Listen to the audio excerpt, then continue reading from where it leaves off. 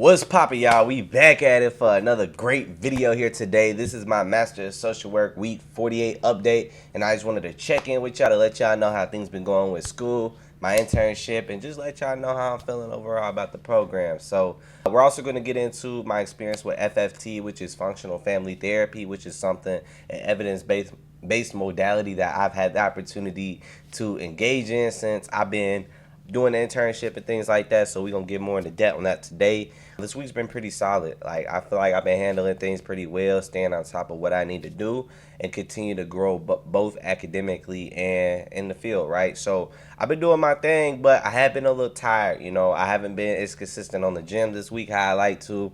There's been some nights where I'm just like, you know what, I'm just gonna play the video game, like, and I'm finna sleep in till 9 a.m. Like, I've had those days, especially staying up late writing essays. I stayed up last night writing a social policy essay, which was really cool because with the social policy essay, I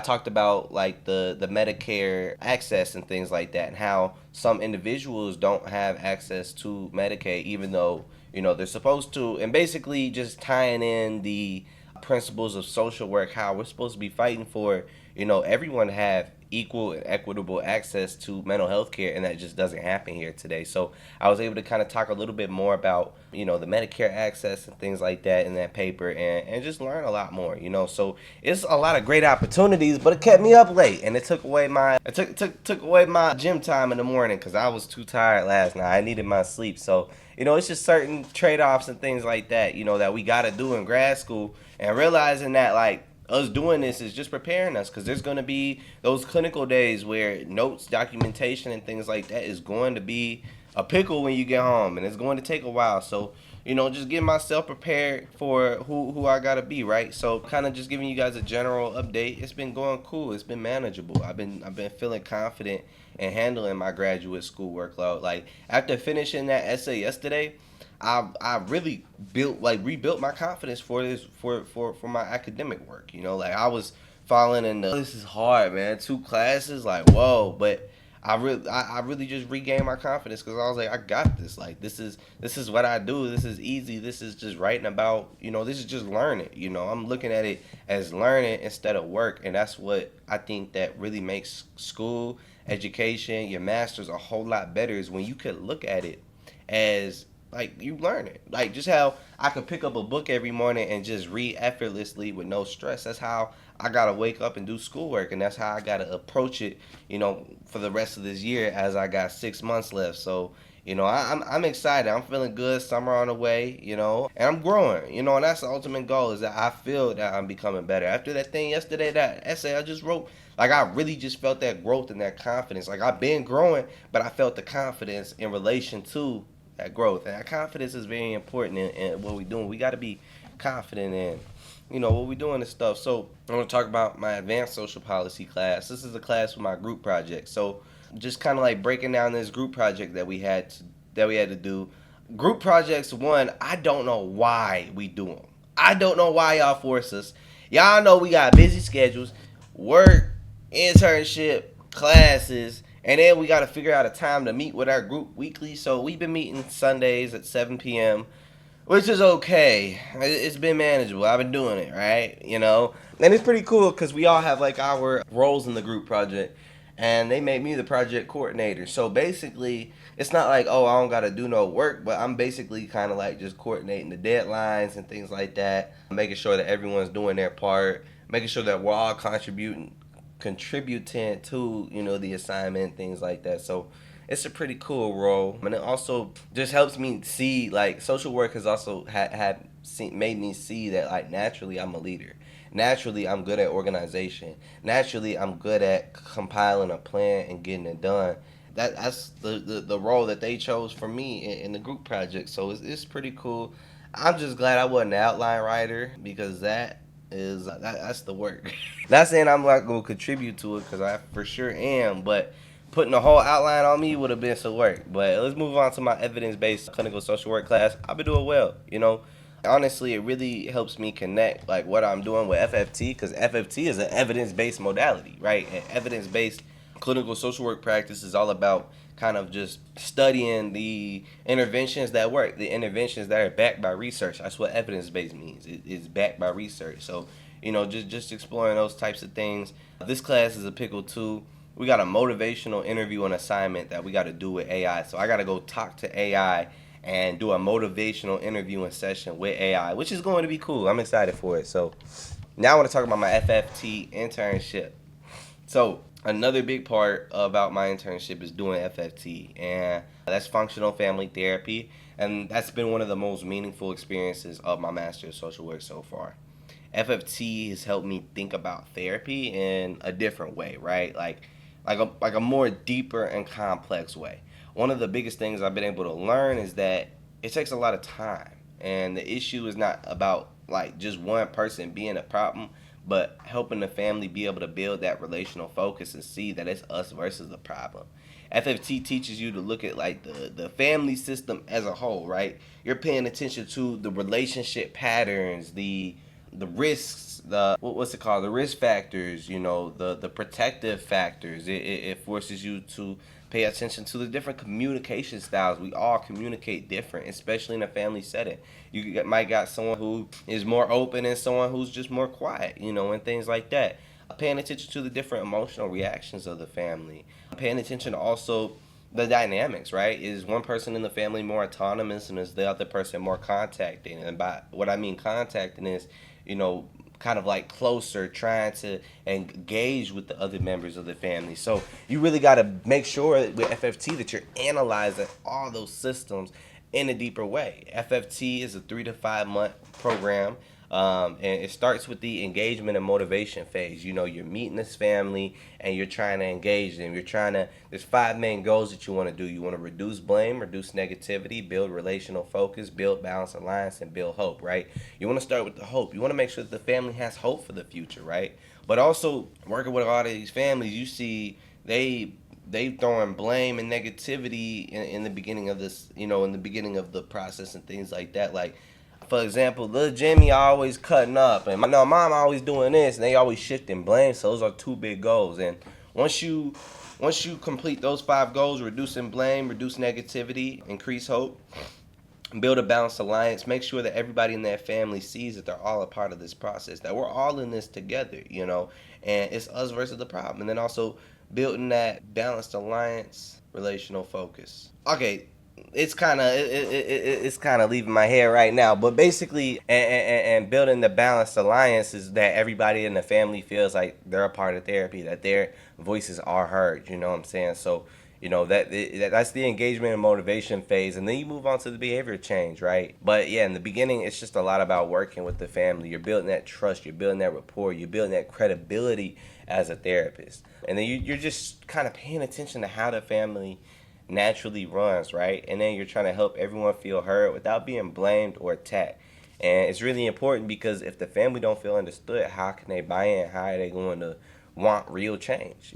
So after that, yeah, you move into the behavior change work, and this is where the family starts learning and practicing more concrete skills like communication, conflict management, emotional regulation, problem solving, parenting strategies, boundaries, and healthier ways to respond to each other. So, for example, I got a family that I'm working with, and a lot of times when mom gives direction to the kids, they're not listening. They ain't listening to the directions. They getting disrespectful. They talking back. They not doing it. And mom get frustrated. Mom start yelling, and they start yelling, and it just end up it's not working. So, for example, now that we're in behavior change, we just did behavior change on last Tuesday.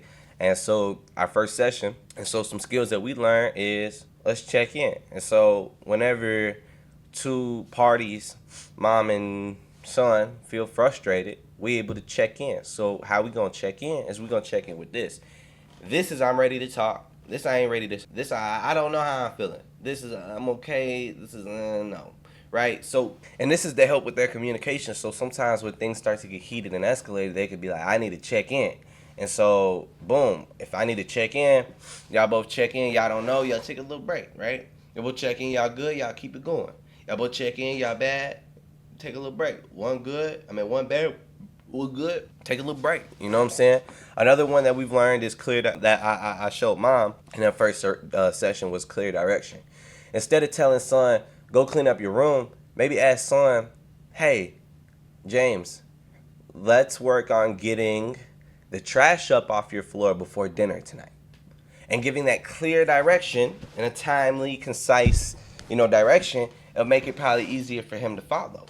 Also, we worked on, respectful responses for the kids. So instead of responding, I don't want to do it, I told them, like, hey, you guys can voice your opinion. If you guys don't feel like doing it right now, like, and this is against my personal belief, because I think if a parent tell you what to do, you should do it, right? They pay the bills, they take care of it. You should do the least and clean up your room. But in the FFT model, we got to put our personal biases aside. And so I'm basically just telling them, hey, you guys can express how you guys feel about this, right? But I need it to be in a respectful response. And that's why we're going to practice mom giving clear direction and y'all giving respectful responses. So, and mom practice respectful responses as well, and they practice clear direction. It's all things that they practice, and it's everything works for the family. But basically, we just worked on, hey, like, when mom tell you go clean up your room, you could tell her, hey, mom, I understand, I'll do what you say, but is it okay if I took a little break before I do that because I'm a little stressed out from school or I had a long day and I just want to relax for a second, right? But y'all can't, but the kids can't always use it as a way to try to get out of it, right? Because even if you use a respectful response and you give an objection, that doesn't always mean mom got to grant it. So those are some skills that I introduced with my first family that I've been working with at FFT. But not only that, like, FFT has helped me grow as a clinician. Like, it's been so challenging. It's made me better at, like, staying relational, right? Looking beneath the surface of things and not just like reacting to behavior without asking what the purpose is in serving the family system, right? It also helped me get better at, like, reframing. Like, there's a lot of skills that you learn, like reframes.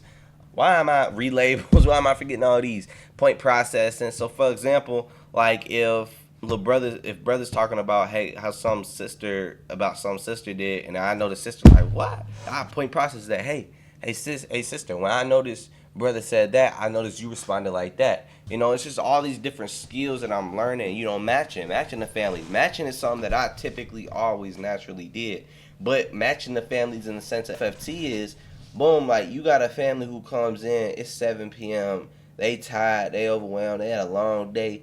Just going in there like, hey, I understand, today's a long day. It's 7 p.m. right now. It's a long day, but I appreciate you guys for coming here.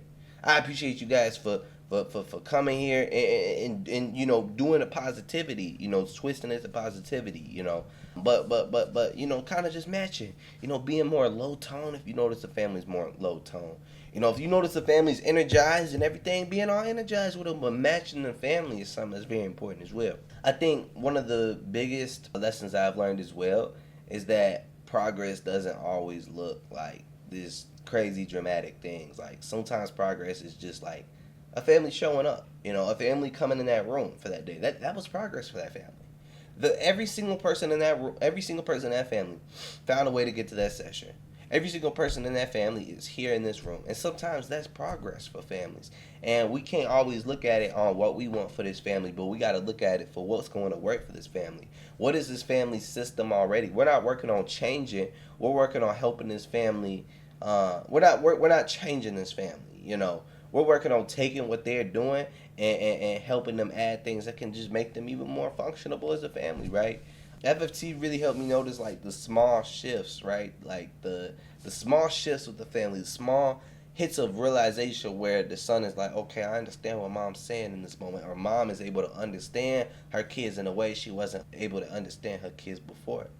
Overall, like, me getting experience, hands-on experience with FFT, like, my internship has been so valuable to my growth, and it's given me real practice with a real evidence-based modality, while also helping me become more confident in how I work with families and how I work with my clients overall. Like, it's definitely challenging, but it's in a good way. It's shaping me, to be a stronger social worker. Even the clinical supervisions, we're doing 2 hours of group supervision a week, man, and they pick on me every single time, the staff, man, and it's great. Like, I love it. Like, I love this opportunity to be able to staff, to be able to learn, to be able to hear from other functional family therapists, become a better functional family therapist and social worker overall for myself, right? So, I really been doing it, y'all. and it's not an easy process. Set to graduate December. I know I say it every video, but I really been doing it, and with my self care, I'm looking to pick it back up on YouTube tomorrow. So I'm recording this. I gotta go ahead and snitch on myself. I'm recording this Friday, April 10th. I do record these videos a couple days before. But yeah, tomorrow, Saturday, I actually have tomorrow blocked off to just do videos and stuff like that. So I'm going to get back into it. It's going to be cool. It's going to be nice. I'm ready to get Jamin Live back up. I got some big things going on for that channel, but just got to stay consistent and things like that. But I really appreciate y'all for tuning in. And with that, that's my Master of Social Work Week 48 update. I just want to tap in, let y'all know how things going, let y'all know a little bit about FFT. Whatever y'all want to hear, let me know. We're going to come out with it. We're going to talk about it. We're going to discuss it. Summer coming up soon. I'm excited for that. And I have something that's irritating me. So, without further ado, Jamin Live. Appreciate y'all for tuning in. We're going to be out for today.